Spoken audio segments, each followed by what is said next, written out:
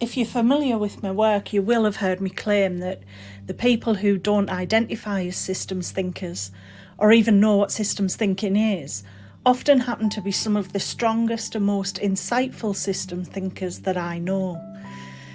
Those people certainly came out to play in our online sessions together as we contemplated place-based system change.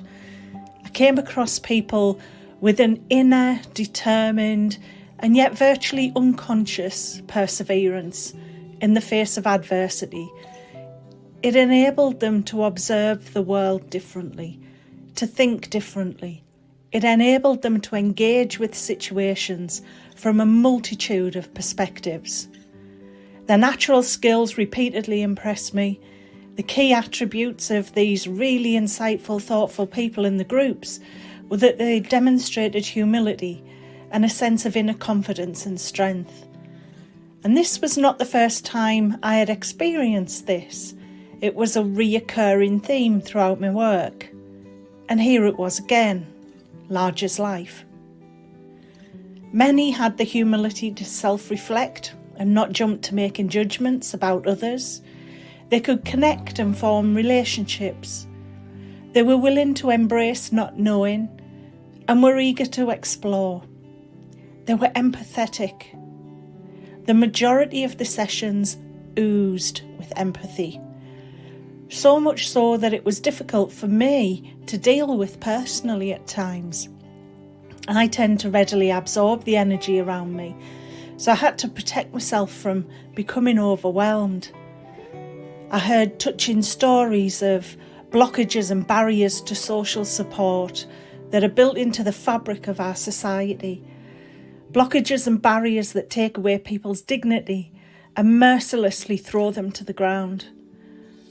I heard stories of passionate workers who refused to give in and determinedly navigated an unimaginably complex web of crippling bureaucracy to support others.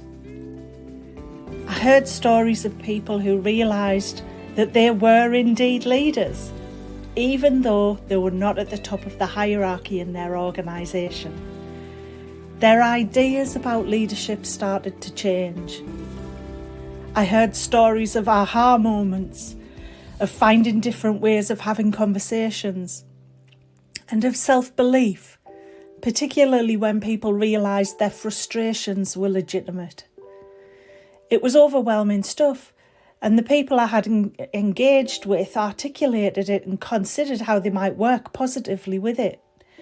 Humility, humanity, embracing vulnerability, forming constructive relationships, supporting others, taking selfless actions, engaging positively and truly caring were at the forefront.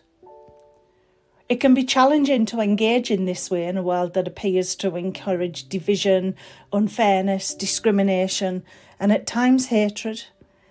I will often remind people not to underestimate how difficult it is to embrace their vulnerability, to have self-belief, to nurture relationships with others, and indeed with themselves. It can take courage to be authentic and explore your own identity and purposes in your work. And real courage does not always come easily.